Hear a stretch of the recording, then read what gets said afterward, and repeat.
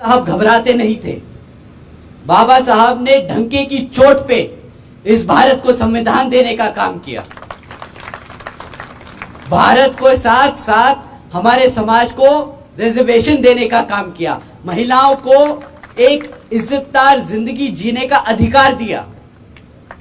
साथियों, आप उनके बच्चे हो, हम में उनका खून दौड़ता है, तो हम डरते और घबराते नहीं हैं। हम चौड़ के बोलते हैं कि हाँ है हम एससी, हाँ हम हैं एसटी, हाँ है हम ओबीसी समाज से, और हमारी ताकत इतनी है कि अगर अपने पे आ गए तो तुम्हें कल गद्दी छोड़नी पड़ सकती है।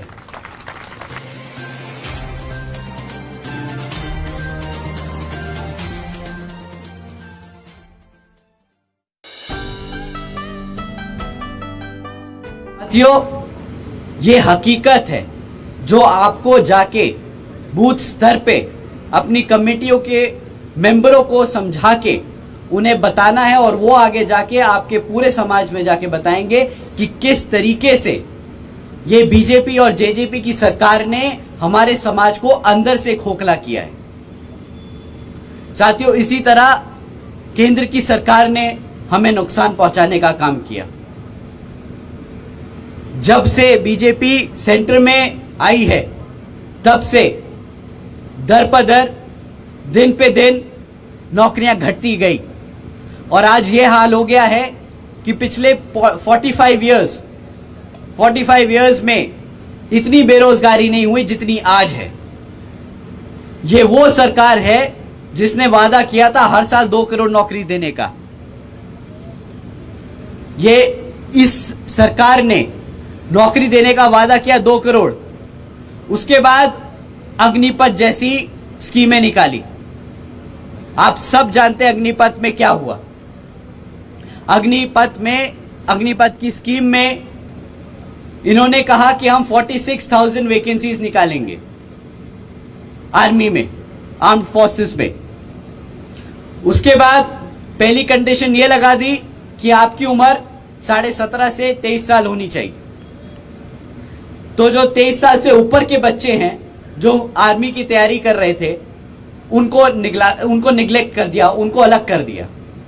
उसके बाद बोला कि इसमें से सिर्फ 25% बच्चों को नौकरी पे रखा जाएगा, 75 को निकाल दिया जाएगा, उनके लिए कोई पेंशन नहीं। आप भी जानते हैं कि ये समय जिंदगी का 17-18 से 25-26 साल की उम्र तक का कितना क्रूशल होता है, कितना महत्वपूर्ण होता है। इसी समय बच्चा दौड़ के मेहनत करके कुछ कमा सकता है, कुछ बना सकता है अपने आप को। वही वक्त ये सरकार आपसे छीनना चाहती है, और उसके बाद जब आपका प्राइम खत्म हो जाए, जब आप में शक्ति कम रह जाए, ताकत कम रह जाए, तब ये आपको बाहर निकाल के आपके अपने हाल पे छोड़ना चाहती है। क्या इस सरकार के लिए आप लोगों ने, ऐसी सरकार के लिए आप लोगों ने वोट डाला था? ये आप लोगों को जाके पूछना है अपने सर समाज के साथियों से। साथियों, पहले तो नौकरी नहीं दी, पहले तो नौकरियां नहीं दे पाए। उसके बाद जिन लोगों पे बची कुची नौकरियां थी, और जो आप लोग मेहनत करके इधर उधर से अपने खाने का खर्चा निकालते थे, जो पैसे इकट्ठे करते थे, स्पेशली जो यहाँ महिला बैठी हैं वो बता पाएंगे। आप सब ने जो अपनी छोटे छोटे मेहनत करके पैसे बचाए थे, मुझे याद है जब हम गांव में रहते थे तो हमारी माँ, हमारी नानी किस तरीके से आटों के डिब्बे में, मसालों के डिब्बों में पैसे दबा के रखती थी इमरजेंसी के समय के लिए। हमारे सब समाज के गरीब लोगों ने यही किया। 500-500, 1000-1000 रुपए के नोट जैसे जैसे बचते गए, उन्होंने बचाते संभाल के रखते चले गए। पर मोदी जी एक दिन आते हैं रात को 8 बजे और बोलते हैं आपके 500 और 1000 के नोट बेकार हैं। एक बार नहीं सोचा कि जो इस जनता ने इतनी मेहनत करके इतने सालों की कमाई को एक जोड़ा था एक बुरे समय के लिए, कि कल कोई अगर समय ऐसा है कि उन्हें पैसे की जरूरत पड़े, उन्होंने वो आमदनी ही खत्म कर दी। किसके नाम पे? आपको भटकाने की कोशिश करी, कहा कि ये हमने नोट बंद किस खुशी में किए कि हम काला धन खत्म कर देंगे, करप्शन खत्म कर देंगे। पर आप सब जानते हैं कि ना वो काला धन खत्म हुआ, ना कोई करप्शन खत्म हुआ। कितने लोग यहां बैठे हैं जो बता सकते हैं कि कितने लोगों को काले धन के अंदर, काले धन के केसेस में अंदर करा गया? कोई खबर आई आप लोगों के पास? पर एक खबर जरूर आई कि 100 से ज्यादा लोगों की मौत हो गई नोट बदलते बदलते। ये तो वो हैं जिन लोगों को मीडिया ने हाईलाइट किया।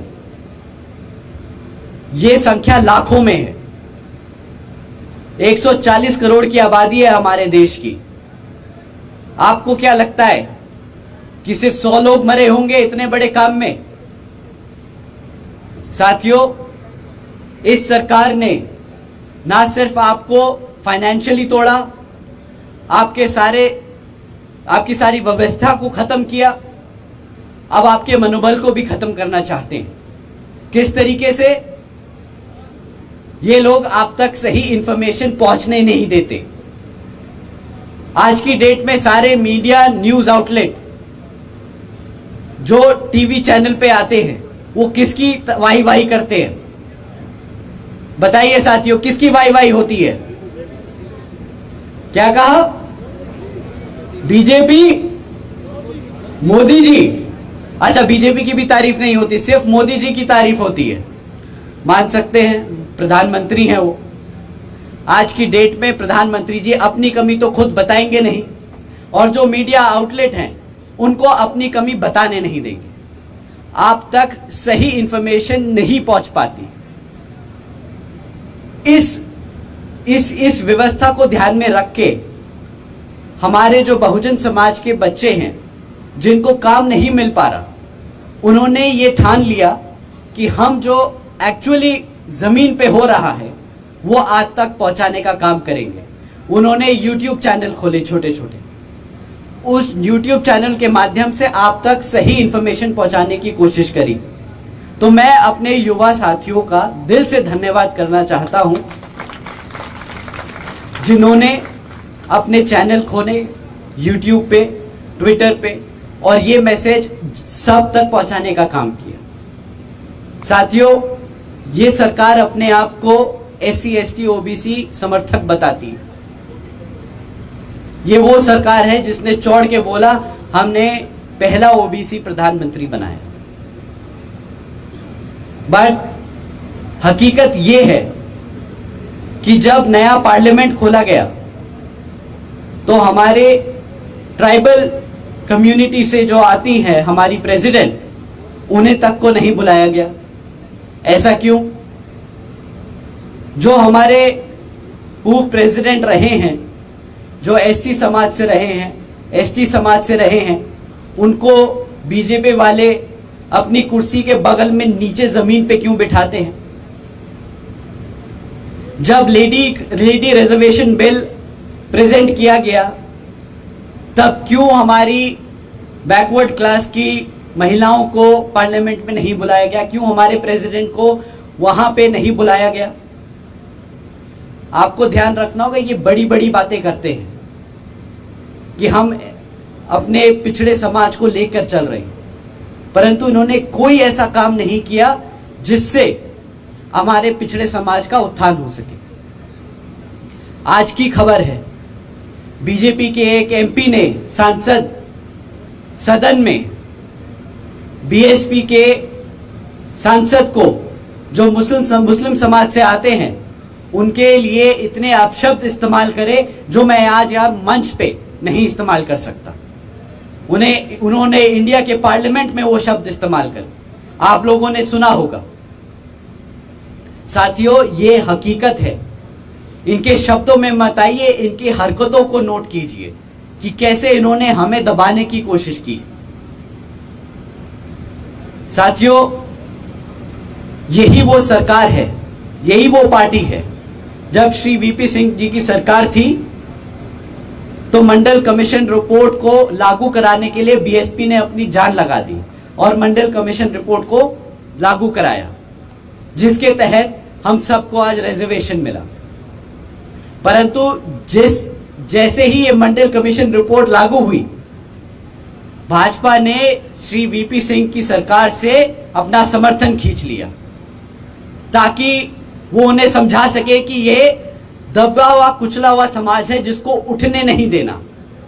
ये हकीकत है इस बीजेपी की। तो साथियों, अगर मैं ऐसे एग्जाम्पल निकालता रहा तो पूरी रात निकल जाएगी। आप सब ये सब बहुत बखूबी जानते हैं। आपको अपने युवा साथियों को समझाना है, उनको आगे जाके आगे कैडर कैंप्स में और ये बातें बतानी है, ताकि हमारा समाज जागरूक हो सके, हमारे आने वाली पीढ़ी जागरूक हो सके। मैं आपका ध्यान बहन जी के कामों पे लेके आना चाहता हूं, जो आप आगे जाके अपने बच्चों को समझा सके। जो आज 20, 21, 22, 18 साल के बच्चे हैं, उन्होंने बहन जी का शासनकाल नहीं देखा, उन्होंने सिर्फ कहानियां सुनी है। मैं चाहता हूं कि आप उन्हें समझाएं, क्योंकि आप हैं जिन्होंने बहन जी के शासनकाल में अपना जीवन व्यापन किया है। साथियों, जब बहन जी सरकार में थी तो बहन जी ने कभी भी लंबे चौड़े वादे नहीं किए। उन्होंने सर्व समाज के साथ साथ गरीबों और कमजोरों के लिए अनेकों कार्य करके दिखाए। सबसे पहले बहन जी ने अपने महापुरुषों को सम्मान देने के लिए उनके नाम पे कई सारी यूनिवर्सिटीज और कॉलेजेस रखे, कई सारे जिलों के नाम रखे, ताकि हमारे बच्चे, आने वाली पीढ़ी जो पढ़ेगी इन सरकारी कॉलेजेस और यूनिवर्सिटीज में, अपने महापुरुषों के नाम की डिग्री लेके निकलेगी। हम आज कॉन्स्टिट्यूशन पे फादर ऑफ कॉन्स्टिट्यूशन बाबा साहब भीमराव अंबेडकर जी को कहते हैं। हम इसलिए आज उन्हें याद कर पाते हैं क्योंकि उन्होंने हमें संविधान दिया, पूरे भारत को उन्होंने संविधान दिया। आज कांग्रेस और बीजेपी भी उनको नकार नहीं सकती, वो इसीलिए क्योंकि उन्होंने वो कॉन्स्टिट्यूशन दिया। ऐसे ही बहन जी ने उसी चीज से प्रेरणा लेते हुए यूनिवर्सिटीज और कॉलेजेस के नाम रखे, कि जब हमारे बच्चे यूनिवर्सिटीज और कॉलेजेस से पास आउट हो, डिग्री ले, उनकी डिग्री पे हमारे महापुरुषों का नाम हो, तो एक बारी तो नहीं, कई बारी वो सोचेंगे कि जिनकी बदौलत आज मैं यहां पढ़ सकता हूं, जिनकी बदौलत आज मैं डिग्री हासिल कर सकता हूं, उनका क्या संघर्ष रहा होगा मेरे को यहां तक पहुंचाने के लिए। साथियों, बहन जी ने गौतम बुद्ध यूनिवर्सिटी रखी, अंबेडकर यूनिवर्सिटी रखी, छत्रपति शाहूजी महाराज यूनिवर्सिटी रखी, महात्मा ज्योतिबा फूले नगर बनाया, महामाया नगर बनाया, संत कबीर नगर बनाया। ये सारे नाम बहन जी ने, इसके साथ साथ अनेकों नाम रखे जो यूपी में सपा की सरकार ने आके बदल दिए।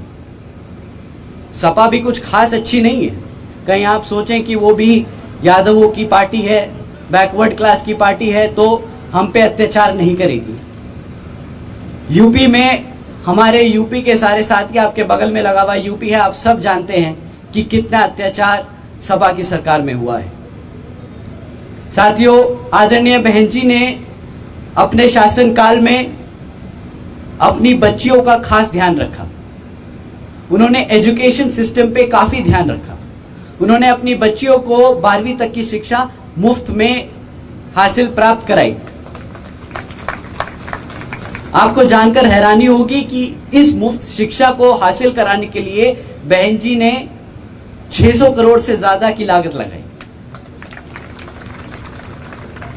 आज की कोई भी सरकार आपके सामने आके ये काम नहीं बता सकती कि उसने अपने बच्चों के लिए, हमारे समाज के बच्चों के लिए क्या काम किया।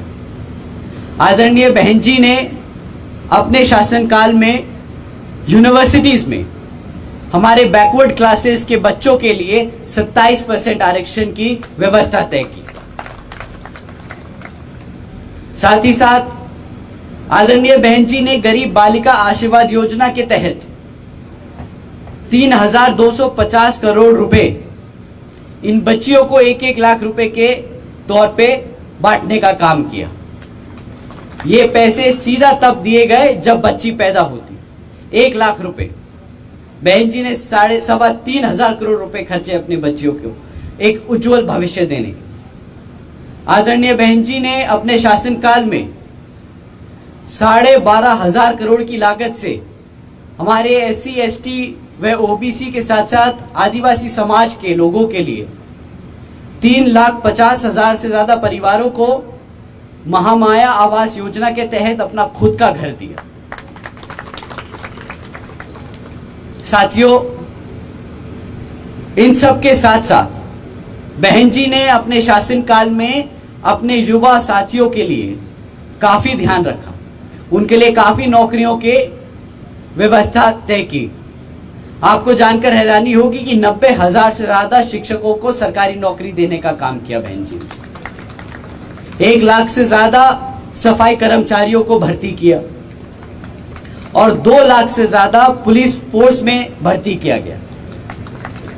जैसा कि आपको बेनीवाल जी ने बताया अभी कि अगर आपने बहन जी ने ये सारी नौकरियां कैसे बांटी, अपने कमजोर समाज के लिए कैसे उन्होंने इफेक्टिवली इसको बांटने का काम किया। आपकी जो बूथ लेवल की कमेटी, आपकी जो सेक्टर लेवल की कमेटी, आपकी जो विधानसभा की सेक्टर जो कमेटियां हैं, उसमें से लोगों को उठा के उन्होंने नौकरी देने का काम किया है। आप ही का फायदा है, आप ही का फायदा है कि जब दोबारा से हमारी सरकार बनेगी तो फिर से बहन जी यही काम करने का काम करेंगे। आपके बूथ लेवल से लेकर बच्चों को उठा के सीधा सरकारी नौकरी देने का बहन जी काम करेंगे। तो अगर आप चाहते हैं कि आपके बच्चों को नौकरियां मिले तो आपको पार्टी को बूथ लेवल से लेके विधानसभा और स्टेट लेवल तक मजबूत करना। साथियों, आदरणीय बहन जी ने SC ST व OBC एवं अल्पसंख्यक समाज के साथ साथ सर्व समाज में से गरीबों कमजोरों को मुफ्त में कभी राशन देने का काम नहीं किया। उन्होंने कभी नहीं कहा कि आओ मुफ्त में 2 किलो चीनी, 2 किलो आटा, 2 किलो तेल ले लो। उन्हें मालूम था कि अगर उन्होंने ये काम किया तो हमारा समाज आज तो पेट भर लेगा, परंतु कल जब वो सत्ता में नहीं होंगे, जब हमारे पास सत्ता नहीं होगी, हमारे पास ताकत नहीं होगी, तो हम अपने बच्चों को पेट कैसे पालेंगे, उनको अपने पैरों पर कैसा खड़ा कर पाएंगे।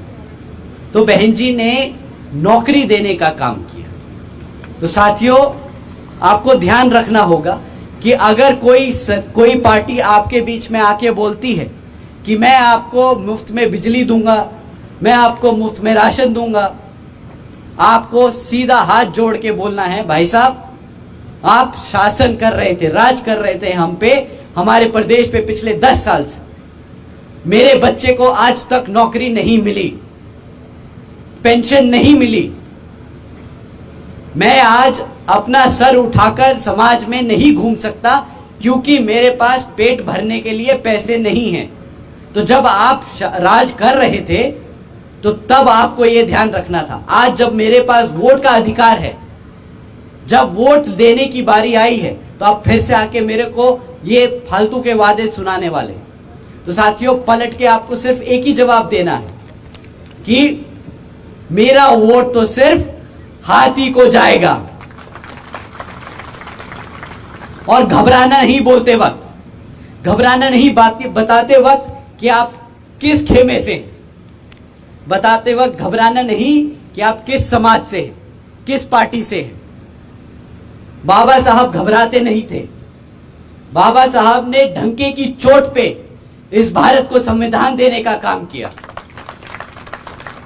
भारत को साथ साथ हमारे समाज को रिजर्वेशन देने का काम किया, महिलाओं को एक इज्जतदार जिंदगी जीने का अधिकार दिया। साथियों, आप उनके बच्चे हो, हम में उनका खून दौड़ता है, तो हम डरते और घबराते नहीं हैं।